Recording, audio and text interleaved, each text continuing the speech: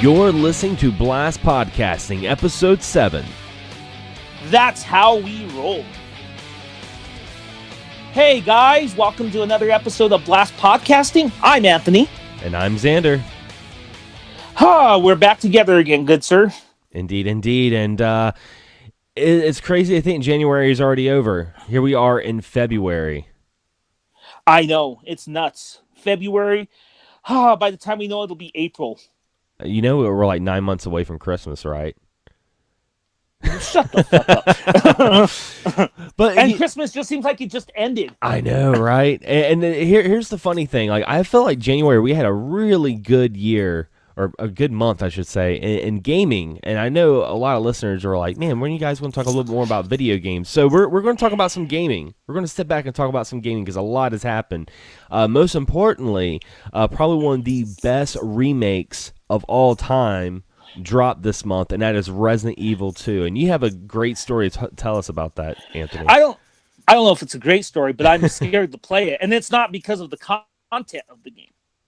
Oh, really? So I got the game this past weekend, and I brought it home. I got that in New Super Mario Brothers U, which is great, you know. So my son was there, and I left it with him because he wanted to play it, but he's been on Kingdom Hearts 3. We got that too. That came out as well too, not to, forget that game. Oh, yeah. But I left it with him and he played it, right? He played the game. I come back and he tells me, "Hey, Dad, there's a problem." And I go, "What?" Apparently, and this has not happened ever, and I've had my PS4 for, 4 years since 2014. Mm-hmm. It overheated. Oh, it wow. shut off because it got hot. And it's never happened. And you get the basic model, right? Yeah, I've had the occasional freeze or whatever once in a while, but I've never had problems, real big problems. And I don't even know if this is a real big problem with my PS4. It's funny you mentioned that because, tax season is right around the corner. And one of the things that I was thinking about doing myself about my PS4 is I also have the basic model, and I've been kind of wanting to upgrade, not to a Pro because my television's an older television, but I've been wanting to get to Slim, pretty much because it's got a 1 terabyte hard drive. And, when I do reviews, all the games that get sent to me are digital. I have a big digital library on PS4. So I was like, I kind of want to get a 1 terabyte so I can have, more space, because every time I get a game like, say, God of War, which is like a 50 gig game, I had to delete like 3 games off my PS4 to install that one game. It's so annoying. So what I was thinking about doing is I'm going to get a PlayStation 4 Slim, and I'm going to give my old PS4 to my girlfriend to give to her kids because they don't have a new console. And I was like, this would be really cool because then they can play video games like Spider-Man and stuff. But that's what I was thinking about doing. But hey, let me ask you this with your basic PS4, because this is one of the reasons also that I wanted to upgrade. Mm-hmm. Do you have the same problem with your PS4 that when you're playing a game like, say, Yakuza or God of War, something that's really graphical heavy, that it sounds like your PS4 is about to lift off in the fucking orbit? Yeah. It's like, it goes. It gets really loud, and sometimes it gets so loud that I play more with headphones, like when I'm playing certain games, because it kind of messes up the moment, messes up the atmosphere, because I'm like, playing a game like Yakuza, I'm going through, the city and shit, and all of a sudden it's there, I'm like, oh my god, it's annoying. For me, it doesn't get to me. I don't know why. I'm just weird. I guess I'm used to it, I suppose. And it might be just because I'm really close to my consoles when I play too, right? Because the way my setup is, so that might be it. But I mean, it's not anything wrong with my PS4, because I talked to a friend of mine who has a basic model, and they said it was the same thing happened to them. I don't know if it's because the games have just become more graphically advanced that the basic models just can't handle it.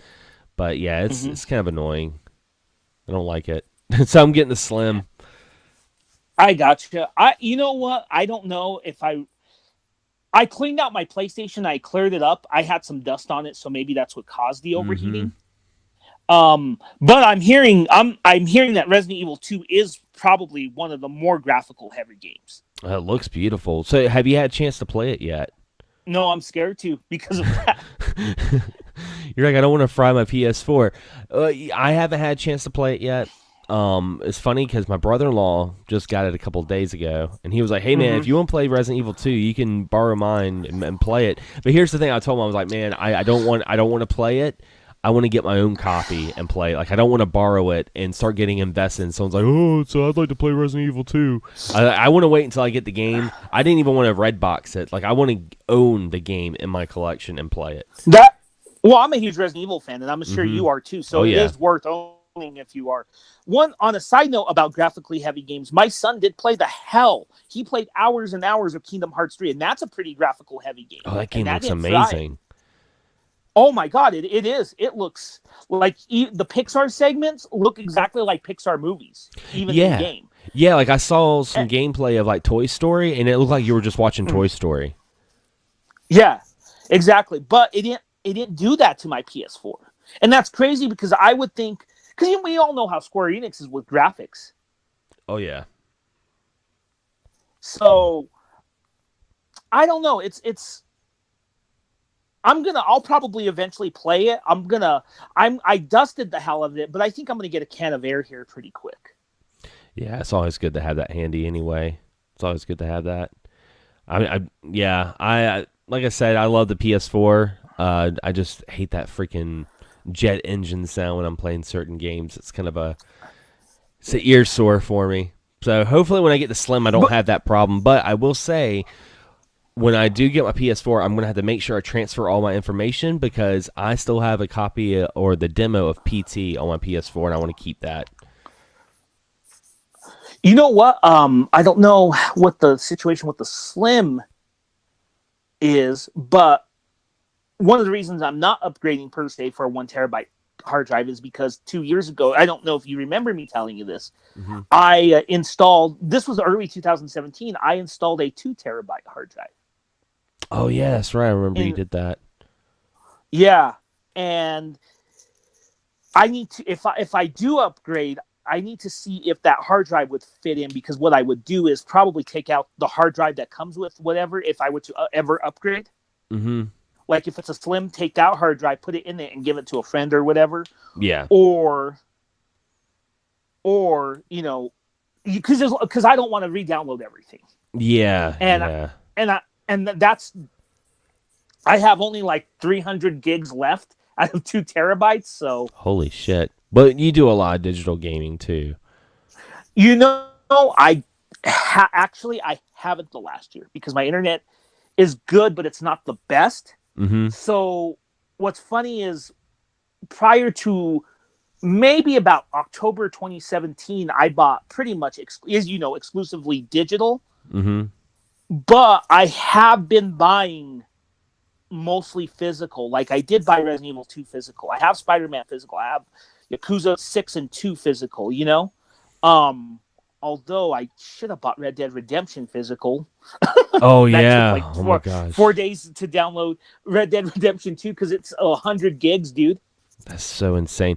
Yeah, that's my thing is I don't have a preference on physical or digital. I know some people do, and more power to them. But I will say when it comes to certain games, I still like to buy a physical copy of it Right. because there's still that remnant of being a collector. There's still that little bit of remnant, that little thing in the back of my head that I'm just like, oh, I like to have, the actual physical copy of this. But when it all comes down to it, if I can get it cheaper digital, I'll buy it digital just because I like to save money too. So I mean, Right. yeah. So It's all a preference. Like for me, like I own most of the. I have about 76 Switch games, but that includes like stuff like the SNK games and shit. hmm But if you talk about major retail, I own about maybe 3 of them digital, and the rest I have 13 games on Switch physical. And the reason I do that for the Switch is because in the case of the Switch, what differentiates from the PS4 is it saves space. yeah, that's what I was about to say. That's one thing. Like I have, let's say I have like 80 Switch games. But I'm looking. I have a very small collection of physical because a lot of it's review copies that I get on Right. the Switch. But I also have a 128 gig micro SD card for my Switch, so I'm good for now. For now, I'm good. But when it comes to buying games, I mostly like to buy physical on the Switch because I mean Nintendo doesn't have the sales like Sony does either. If the eShop had like sales like the freaking flash sales on PSN, I would probably have a lot more digital on Switch because Oh yeah. I do like digital on Switch. Because it is convenient when I'm like somewhere and I'm like, hey, I'm tired of playing Street Fighter. I want to play something else because I don't want to carry all my games with me. Because I play mine on the go a Oh yeah. lot. So yeah. Oh, well, hey, just a kind of I guess a preview of the next episode, if you want me to say. We're going to talk a lot more about the Switch soon, huh? Oh We'll just yeah. leave it at that. Oh yeah. Oh yeah. And Right. the segue a little bit from gaming because this is something I definitely want to talk to you about, and I feel like this would be a good chunk of conversation before we get to our main topic of Dungeons and Dragons. And that is some DC news that just got dropped that Ben Affleck is no longer playing Batman. I'm not surprised. They're So they making confirmed it, though. Yeah, he is no longer being Batman. They're coming out with a new Batman movie, I think next year or so. It's called The Batman, and they're wanting to hire or cast a younger version of Bruce Wayne, which makes sense because this is supposed to be like his like year one sort of thing. Mm-hmm. So I'm kind of interested. I'm pretty sad because I actually really did like Ben Affleck as Batman. I was a Ben Affleck fan when it was first announced. I was one of those people that were like, no, this guy's going to do good. Like something told me like he was going to be a good Batman. I feel like he was a really good Batman. Do you remember that? Oh That God, was some bad. people were so pissed when they found out he was going to be Batman. They're like, oh, Ben Affleck is Batman. Oh, Daredevil. And I'm like, okay, wait a minute. For one, I mean, you can't blame an actor for a shitty script. Yeah, that movie. The problem with Daredevil wasn't the problem wasn't necessarily Ben Affleck. It was the whole movie. Like Yeah, there's it was just a bad there. movie. Remember them fighting in the fucking what was it, the playground and dumb shit like that? Yeah, yeah. It was stuff like that that just made it bad. Like, I mean, like a lot of people, because I still haven't seen it. A lot of people say that's kind of the same thing with Justice League, the Justice League movie. They're like, the actors did a good job of what they had to do, but it was just not the greatest script. You know? And you know what? No, I think it wasn't. I think that it's one of those rare cases where there's so many scenes that it compiles two completely different movies. Yeah, because they had two different directors That's too. hmm and you can see pieces of Zack Snyder and you can see pieces of Whedon. And I don't mind Whedon. I like some of his work, but what he did to it, he tried to marvelize it way too much, Yeah, and it didn't fit that. I guess yeah. Well, maybe and go ahead. no, I was gonna say. Because go ahead and say what you're saying, because what I'm going to say is going to be like a little bit of a theory of mine. Okay, and going back to that real quick, you I lost my thought. No, I have it now. You look at that movie and it marvelized it, and then you look at something like Aquaman, which we talked about a couple weeks back. Mm-hmm. And with Aquaman, it's one of those things where you could tell, they're still trying to marvelize it, and I don't know why. DC doesn't need to be Marvel. Yeah. Well, here's my thing, because what a lot of people complain about is the DC movie universe, and they pretty much, I mean, this pretty much kills the DC universe of what it is now. Here's my theory. I think DC is doing something a little different than the Marvel universe. And that is doing what the DC comics do, and that is rebooting and having separate timelines. Because, see, this is what I was kind of thinking a little bit. We already had Ben Affleck and Joker with Suicide Squad. They're They're actually making another Suicide Squad movie too, called The Suicide Squad. And they got that Birds of Prey movie coming out next year, which is also set in the same universe because what's her face is still playing Harley Quinn. Yeah. So what I'm wondering, because we got this Joker Origins movie that's coming out of nowhere. We got the Joker Mm-hmm. Origins movie. We were having a movie with a younger Batman. I'm wondering if they're going to be doing a separate DC universe.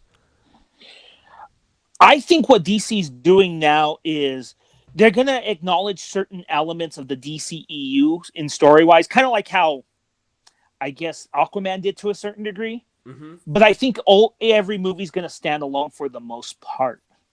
Yeah. And I think you're right. I think those are going to be alternate timelines. Yeah. Because if they do this new Batman, let's think about it. Let's not be surprised if it ties in with the Joker movie. Oh yeah, exactly. You know, Yeah, because the Joker movie takes place, of course, in the past, because it's the origin of the Joker. So you got this origin story of the Joker. You have a younger Batman, a more detective noir Batman movie coming out. It just like I see that and I'm like, huh. I kind of see something interesting here, and I'm excited about it. and that's going to be an interesting. It's going to be a gritty movie. It's from what I understand, they're aiming for an R rating. And remember, people forget Scorsese is involved in this, Yep. so that's going to give an extra edge to it. Here's Unless it's here's my question: can you think of anyone that you would see as a younger Batman in the role, like an actor? Like who would you pick? I'll be honest, I don't know, and here's why. I'll stand by this answer. We've had the most unexpected Batmans, and they've all pretty much pulled it off. I think the only one that I can recall that people didn't really complain about was Christian Bale, but in my opinion, he was a little weaker than some of the other ones. But the ones that we didn't expect, like Michael Keaton, for example, when Mm-hmm. people bitched about it, because remember, there was a lot of bitching about that. People forget it. This was pre-internet. There were like pickets and shit at comic book shops and stuff protesting it. Yeah, because he was a comedy guy. Yeah, He was a yeah. comedian. So it seems like who they get, it matters, but it can be completely off the wall because they've proven that. Particularly in Batman, like with Heath Ledger, you and I are critical of that Joker, but we can both say it wasn't bad casting by any means. Oh yeah, and we can definitely And, say that there was a time when he was hired and people were doing the same thing as Ben Affleck and Michael Keaton, and now look at it, he is regarded as one of the best, if by some people's opinions, the best Joker that ever played the role. right. Not by you and I, of course. Yeah, go listen to the last episode for that, for yeah. more on that. But yeah, I mean, let's see how what's his face Joaquin Phoenix does this year. Oh, I'm so excited for that movie. Yeah. I'm Real excited. quick before we move on, you sent me an interesting picture this weekend of a terrible Joker. Yeah, I don't know where that picture came from. And someone posted it on Facebook, and they're like, "Oh God, this is by far the worst Joker picture ever." And yeah, it was like for the listeners that need to picture this in their head, it was like a gothic, like really bad cartoon, like new age cartoon. Picture of Joker. He had like long hair, and he had like a hat on, like a fitted hat Oh no. with like the bat signal that had the X on it. It just looked really, really bad. I don't know what It that. was I terrible. don't know what that was from. It kind of made me. You know what made me think of? It made me think of that one. One like Batman villain first person shooter game that was on the 360. You remember the name of that? I'm trying to Oh, remember the name of it. yeah, I know which one. Gotham. I know what you're It talking was like about. That game Gotham, sucked, like but Gotham Unheroes or some shit like that. God, I that forgot game was. I forgot all about it till now. Damn. Yeah. Let's. Yeah, that game.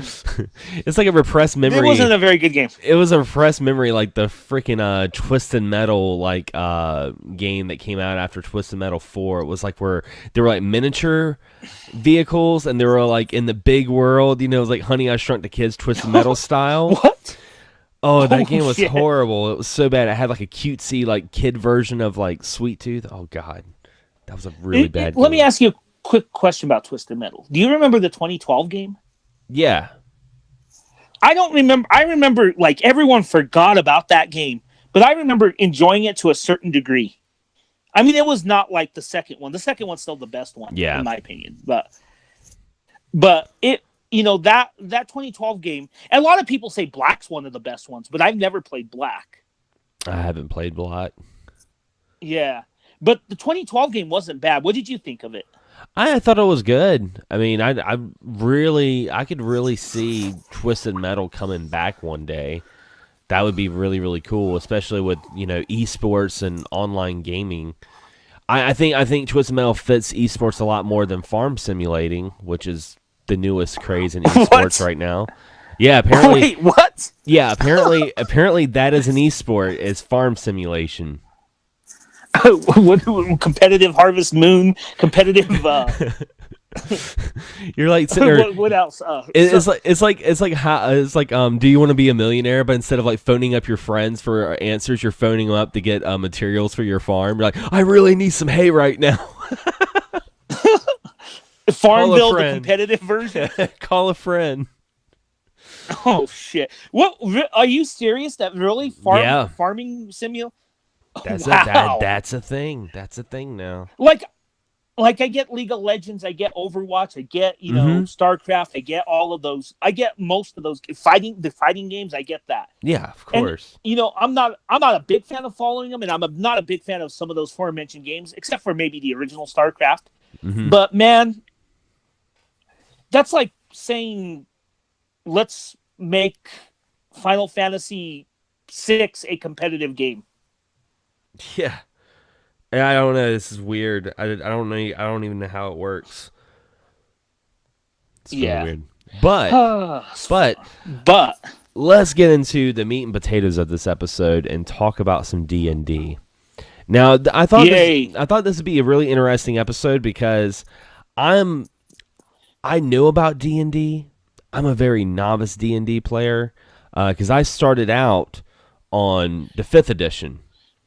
And I played a couple of campaigns. I haven't played a whole lot. I had never dived into it. Something I was always interested in because I've always been into RPGs and Dungeons and Dragons, dragons and wizards and all that stuff. Tolkien.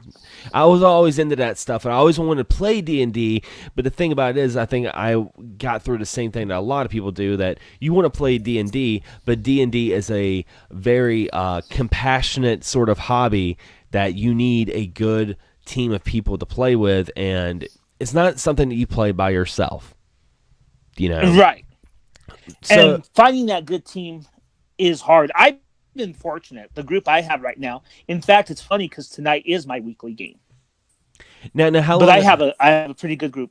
How long have you been? How long have you guys been doing this? Is it the same campaign, or are you guys, working on another campaign, or anything like that, or? Well, I run a pretty intensive story campaign. I'm the DM. That's one thing for people out there. I probably have mentioned this before in other videos that are deleted, most likely. I DM. I hardly ever play. Mm-hmm. I rarely play. So, as for you to answer your question, this group has been going on since July. Okay, that's pretty And good. then some of the people I've played with, we played from about the start of 5th edition, 2014, to about mid 2016. Now, And then there was a. Oh, go ahead. well, I was going to ask you was for some of our listeners who want to get into D&D, would you say that 5th edition is a good place to start? Yes, it is probably the best edition for beginners. Here's the thing about 5th edition. I know there's some people who like kind of look down their nose at it and such. I'm a veteran tabletop role playing game. I've been playing these games since '94, since I was 11, even though I didn't know what the fuck I was doing. Yeah. Right. But I'll tell you this: I have played Worlds of Darkness. I have played. Some guy ran the Serenity. Remember that Joss Whedon show Serenity, the Serenity role playing game. I've played Marvel. I've played Wheel of Time, which is based off of that fantasy series. I've played a good number of systems.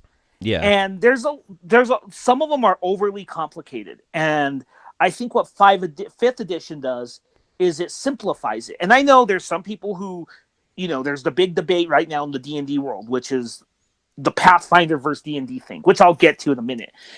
because Pathfinder is a lot more complicated, and people like that. I think the problem with overcomplicated gaming systems that you have though is it breaks the game for some people. Mm-hmm. And the reason I don't recommend it is it it caters to a certain type of gamer too. Like, and this is just my opinion. If you like Pathfinder, and it all comes down to how it's run in the end too. Yeah, yeah, that's the It's most not. important It's thing. not. Yeah, I'm not saying that it's the system is unplayable or whatever. I'm not a fan of Pathfinder. I'll say that right now. What I will say though is it's also how it's ran, and the problem with those games and even D&D 3.5 that I have is people can break those games because there's so many fucking books out there. Yeah. And one of the most notorious system, broken things in 3.5, and I think even Pathfinder to a degree, is the wizard characters. Wizards become so OP that they make all other classes almost obsolete. Yeah, and if you're playing with somebody, because this is another thing too, I feel like with D&D, I'll ask you this too in a moment, but with D&D, you have folks who make their characters, make their stories, and you have sometimes you get that person who wants to be a Mary Sue. Because I've played with these D&D players, which they start out where they're just awesome. They are awesome for the sake of being awesome. But Right. they don't realize that they're awesome, but they'll tell you how awesome they are. And you'll have those people who will be a wizard, and they will pretty much dictate the game so much that the only way of kind of policing the moment is the DM. And if it's a good DM, they can put that person in their place. But if it's a very pushed aside DM and they just let the person kind of like, oh, we'll let it pass this time. Okay, well that's okay. The game's ruined. It becomes a one man show. And this is how I run my games. I run my games in a way where you have to do really stupid shit. Let me tell you a story. I tried to run a campaign about a year ago, and there was this idiot, dumb guy, really dumb guy, and he tried to play a gunslinger, and he was trying to do shit like they were trying to save one of the player characters, and I'll explain that in a second because they also got punished. He was trying to do fancy things where he was trying to shoot the chains and just show off. Oh yeah, yeah. And That's what I'm talking about. The yeah, those yeah, Mary Sues. and what would happen was because he was so focused on the chain, he forgot he was in battle, so he got surrounded by orcs. Yeah. So the way I look at those orcs, yeah, they're gonna fight him, but if there's a couple left, they're gonna go after the vulnerable one. And you're being a dumb fuck, and you're gonna get knocked out. He didn't die, but he got knocked unconscious, and he didn't like that. Uh, And we had a big that group fell apart because people were stupid, but that guy I think got pissed off because I did that, and I don't pick on people. I just if you do something stupid, like for example, another player who I got along with just fine in that group played a wizard, a sorcerer, but that player had the sorcerer up front and got killed within one attack mm, because I don't play in the way where you should know a wizard does not go up front, especially in 5e. They're yeah. squishy to say the least. Yeah, yeah. I mean, because that's the thing too. As I remember, we played a campaign, and it was one of the ones in the starter kits in the fifth edition starter kit, and we were on this campaign, and we had the pre-made characters. Because that's one really cool thing about fifth edition. When you get the starter kit, it comes with pre-made characters. That you can that kind of helps you get everything started because just making characters alone and getting your stats and get everything figured out, that's a whole day right there for some people. Well, when you get 5th edition, it comes with pre-made packs, so you kind of know, okay, well you're this person, you're Archer, very basic stuff just to get your feet wet. And Right. I was very lawful. I was a knight, and we were on this campaign. Hell, my dad in the campaign was paying for us to take this journey. We were looking for something. I'm trying to remember what it was, but that's not important. Lost Mines of Fendelver. Yeah, That's what you played? yeah. Yeah, Lost Mines of Fendelver. We were playing that, and there was a part where we ended up in I believe it was the caves, and we saw these like dwarves, and they didn't understand what we were talking about. Like they didn't understand us at first. So of course, me being lawful, because here's another thing: you got to know your role. If you're a lawful person, you're not going to be going in and try to kill everybody. That's not the role that Oh you yeah. have, you know. So we go in there. Me, my dad's the one that did the campaign, so I'm in there and I'm wanting to kind of talk to them in some way, and I'm rolling for I'm rolling for communication and stuff like that, just trying to get them to get to know us and stuff.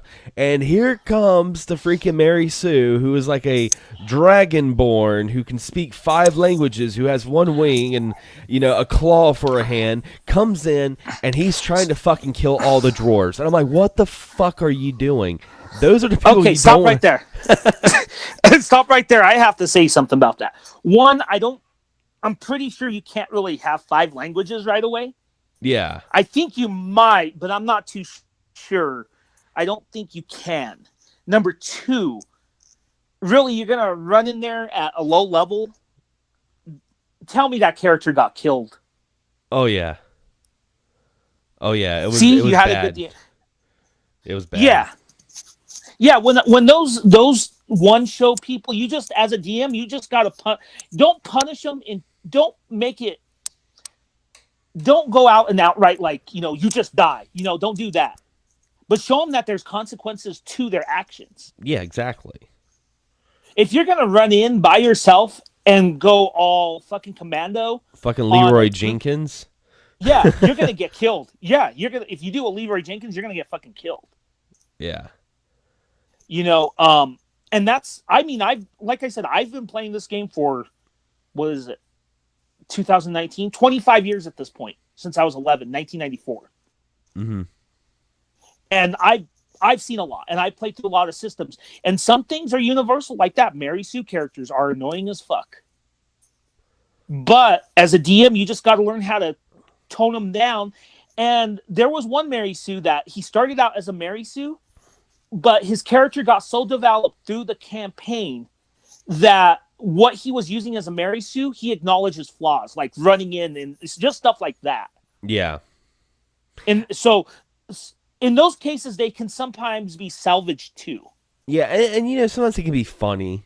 Sometimes things can happen and it's funny. I mean, that's the cool thing about D&D. It's not all serious, but I Mm-hmm. mean, like it is a game. You have to do certain things. But I mean, sometimes you might have, people who have very interesting characters. Like, oh, I'm a drunk dwarf or something like that, and they play the role as being a drunk and stuff like that, and it can be kind of fun. They got things like Mm-hmm. that. But I was gonna ask you, are you one of those folks? Well, you say you don't really play. You're more of a DM, so you're more of the outside voice. But Yeah. if you do when you did play D&D, like you were actually in the Mm-hmm. campaign, were you one of the folks who actually like got into character, or did you just play it? Oh, I role play the fuck out of shit. Okay, Especially as a DM. As a DM, I role play. Well, look, I'm a creative writer. yeah, As you know, I have a degree in that. I have a degree in creative writing. So, with that said, I mean, it's hard not to not be a story based person when you do yeah, this. And part of that's character. So, one of the things as a DM is I juggle amongst characters, which I'll talk about my current campaign in a second. But when I played, there's a stream of this, mind you. It's on a. We were trying to get him on the podcast, but scheduling didn't work. Remember, I could oh talk yeah, about yeah, this, yeah, right? yeah, Yeah, there's a great D&D channel, and there's a lot of ones that are super popular I can't stand, but this is one of the better ones, if not my favorite. Guy named by the name of Draven Swiftbow. Go check his channel out. He did a stream about 2 years ago, in fact, 2017, a D&D stream. And I'm not big on those, but I was in his stream, mm-hmm, and you can see me play. And I played this fantasy character called Idori. He's kind of a noble drow. And I was playing him like really like, but he's pretty much a snob. So mm-hmm, we were level 8. So like, because he gave us magical items and I got the magical broom. mm-hmm. So like, because he's a noble, he didn't want to get his shoes dirty.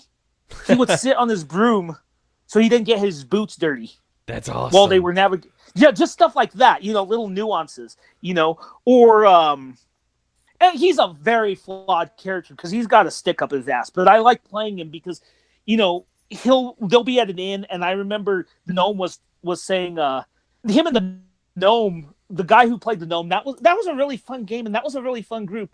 And Javin's a really good DM because I'm picky about DMs. I'll be honest too Yeah. about who I play with.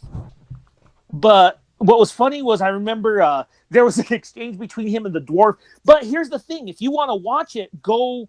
It's from about like I think January 20th, 2017. It was uploaded there, and it's on his channel. Oh, okay. If you want, I can, when I do the description, if you want to, Xander, you don't have to. I could post a link to that stream Yeah, yeah, if you definitely. want me. I think it would be Yeah. good for listeners as well who are wanting to get into, because I know some people will be listening to this stream, or not stream, but this podcast that haven't played D&D, but are kind of curious about it. I think most people who play JRPGs in general are kind of curious about D&D, and they can kind of see what a D&D game's like per se in some regards. Well, here the world we live in now. When I started playing, there wasn't really anything to watch. We live in a world where D&D is right now is in a resurgence. It's fucking popular. In fact, Hasbro has stated it's one of its top selling products at the moment. D&D is at its most popular ever, even more so than in the 80s during the Satanic Panic and all that. Yeah. And right now there's a whole wide variety of streams to watch. I'm not a big streamer, I get bored with them. But while the streams are good to a certain degree, if you're new, I would watch somebody who's doing more of a home game than one of the more popular ones. And here's why I say that. The most popular one, of course, is Critical Role. I'm sure you've heard of that, right? Right. And you know some of those voice actors, which do appear in some of our JRPGs, like Laura Bailey and what's his face? Matt. I can't forget his name. Matt Mercer. He's the DM. He's in a ton of games, and I mean, whatever. But those guys are voice actors, and the problem that Critical Role has pros, not intending to do it, not intending to cause problems, but these are all voice actors, right? And while I Yeah. think I'm I think I'm pretty damn good role player. I'm not a voice actor. Yeah, I was about to say, Brit- I do know a voice actor, and quick shout out to Michael T. Coleman, the voice actor for Cody in Street Fighter V. He actually has a D&D campaign that he does with his like theater friends, and a lot of them are actually also voice actors of Street Fighter, called Legends of the Extraordinary. And yeah, and they do everything from like old school like radio serials to broadcasting D&D campaigns, and of course with them being voice actors, they get into character and everything. They even had the modules exactly. and everything set up. It's really cool. But if you're absolutely new to D&D and you watch something like Critical Role or what you said, please Yeah. don't expect your homebrew game, because so many people, this has happened. A lot of people are, I got one player too in that bad game that was complaining, you're not like Critical Role. No shit, I'm not like Critical Role. Yeah. No shit. No shit. I mean, and again, I don't hate Critical Role. I don't watch it because I get bored. I'd rather play it, to be honest. That's just me. And and like Matt Mercer seems like he's a really chill dude, unlike some other DMs out there. Oh, Matt Colville. But that's beside the point. I'll talk about that in a second. I'm sure you have a few questions. But the thing is with Mercer, though, he's just a cool guy, and I think Critical Role does what it does, and it's helped the resurgence. I just think people should not expect that. So try to watch something. Castle Mac, that's a channel I follow. They're pretty good. They're a home team. Like the DM, his wife plays in it, so that kind of gives you an example of like it's just a group of people, friends, and husband and wife and shit that play. They're not necessarily just voice actors. Right. And they're good role players, but they're not like up to the level of voice acting. It's more what you would expect from a home game than you would see in Critical Role. And I think that's what new players should watch, or channels like that. Right. Now, So you mentioned that one guy that said it wasn't a good DM. Like, what is it that makes what is it that makes him? It's not that he's a bad DM. I just don't like him, and here's why. And it's more of a personal thing. Everyone loves this Matt Colville guy, and he gives these DM stuff. I don't like him because he reminds me of when I started playing D&D. I used to go to the game shop, and one of the bad images, and it still exists, and I don't know why people don't see this, but the 40-year-old neckbeard dude that goes in and is all pretentious to you. Yeah. You should play this way. And that's one bad thing about D&D. When I first started playing, I had this guy.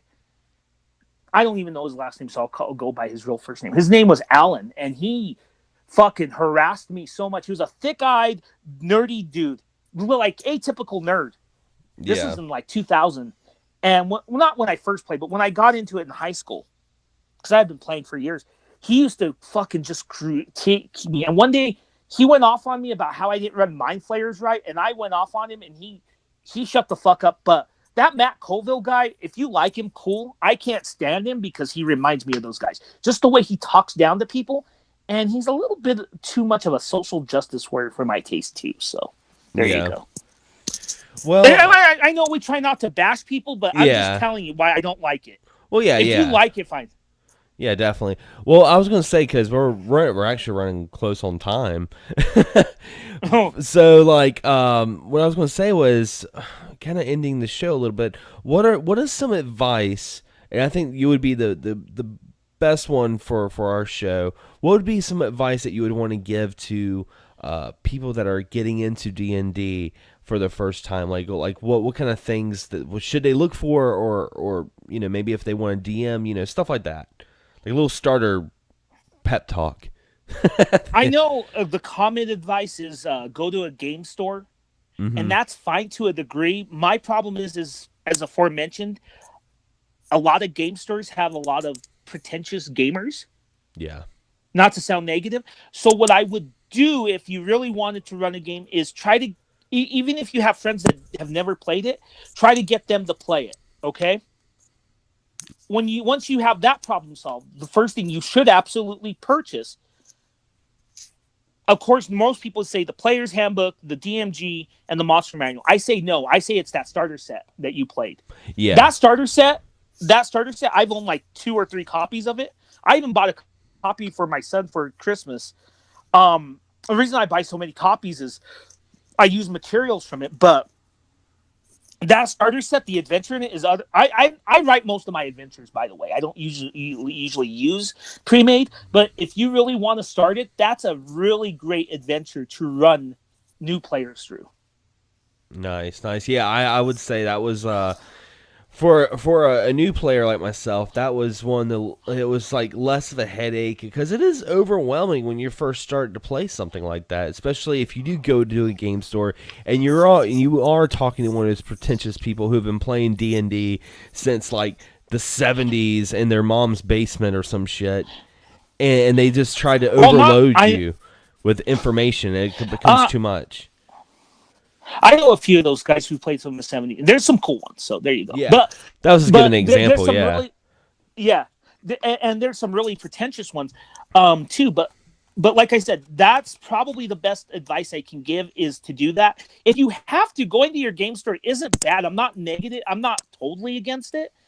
I'm just saying that you know they're on the internet. There are some horror stories of people who have tried to start D&D and they're completely off turn the game by the people who play it.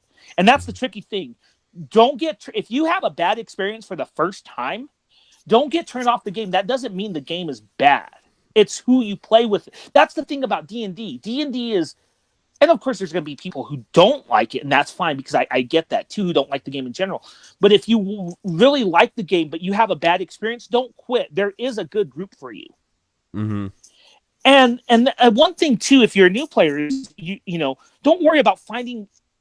This is a weird thing. Every player, every DM is going to have an identity. Yeah. Okay, some DMs run completely different styles than me. For example, there's some DMs who are old school and they love dungeon crawls. Dungeon crawls, I do have dungeons in my game, but they're not pure dungeon crawls, right? Yeah. But that's not my style. But some people love just pure dungeon crawls, going in, killing monsters, and taking treasure, right? Yeah. And that's fine. That's a play style. There's some people who play a sandbox style game. And I kind of have that, but again, I'm more story based. And then there's story based DMs. And there's stuff in between. You know what I mean? I mean, Find the style. Oh, go ahead. Yeah, I was about to say like that. The main thing is like just imagination. That's the best thing about D&D is there's set Hmm. rules, there's certain things, but in the grand scheme of things, it's about getting with your friends and escaping real life and and doing something a little different. And by the way, even the books say this. There are people who do want to follow the books by the T. I do for the most part, but there are some rules. If you don't like a rule and you're DMing, you can throw it out. Mm-hmm. You can throw it out if you don't feel. Like, for example, one rule I've never used. And it's funny because everyone I've ever played with, the only time I've ever found opposition to this is on the internet. I don't use spell components. Do you know what those are, Xander? No. Okay, so usually when physical spell components. So usually in D&D, when wizards cast spells, they have to have items. So like if you cast the sleep spell, you have to have sand with you. Yeah. If you there's one spell that requires like a $10,000 diamond. And to me, I always felt that was kind of silly. It seems like parlor tricks to me, if Mm-hmm. that makes sense. And I've always thrown out that rule. Some people say it breaks it, but I've never experienced it breaking the game for me. There are some higher level spells that I will require components to because they make sense to have components. But like the lower level, like you need a dollar ruby for fireball. That's kind of dumb. Yeah. You know, because the spell system in itself is already somewhat limiting. And in my opinion, already balances out the game in that regard. So there you go. Mm. Indeed, indeed. And So, I would say, like closing the show out, we I think we covered. I mean, like a lot of the because the main thing that I definitely want to do with this show, with this episode too, is help introduce people to D&D, and for people that do play D&D, have that moment where they're kind of like, oh yeah, I know what you're talking about. So again, like a quick little blueprint. You would say D&D 5th edition, good place to start for a new player. exactly. Yeah, yeah. I want to propose something to you Okay. if you're down. All right. If we can get a couple people, now, mind you, this is another problem with DV scheduling. Scheduling is tricky Oh yeah. in general. But if we can do it, because you and I wanted to do them, try to do it like in 2015 or something. Mm-hmm. If you and I could, I'll DM if you don't mind, and you can help me with the technical stuff. If we can do a D&D stream on Hangouts and put it on one of our channels as a special, not anytime soon, I know, well, whenever we can, as a special companion, a Yeah. D&D game. Yeah. That would be really really cool. That would be cool. But yeah, like Because you. I know a few people that would be interested. A Yeah, few of that would our be a lot of fun. buddies. Indeed, indeed, and Yeah, would you be down with that? yeah, that'd be cool. That would be cool. That'd be a lot of fun, actually. Hell yeah! Let's be a good companion piece to this, to this, Indeed. to this podcast. So yeah, I don't know. We could do a sequel on this definitely because I didn't even get to talk about my campaign. I know. We definitely that's the cool thing about the podcast. We're gonna have sequels to our topics because the topics that we cover, I mean, it's stuff that we're really passionate about, and sometimes we just have more to say than our hour block has, to offer. Because we still got to talk about some more anime. I definitely want us to do like almost like an episode on Dragon Ball because I want to talk about Dragon Ball Super Broly. Which have you seen that yet, Anthony? No, I haven't. All right, because you're going to see it soon. I'm just going to tell you Okay, that. I take it we're gonna do this show soon, the Dragon Ball show soon, which I can hold my own on the Dragon Ball. That's cool. Yeah. We're definitely gonna be doing something like that soon. But I mean, we do have some other episodes and some sequels and whatnot. And yeah, with that being said, I want to go ahead and thank the listeners for checking out another episode of Blast Podcasting. We will see you guys not next Wednesday, but the Wednesday after. It's a bi-weekly show. So anyway, guys, as always, thanks for listening, and we'll be blasting off to the next one.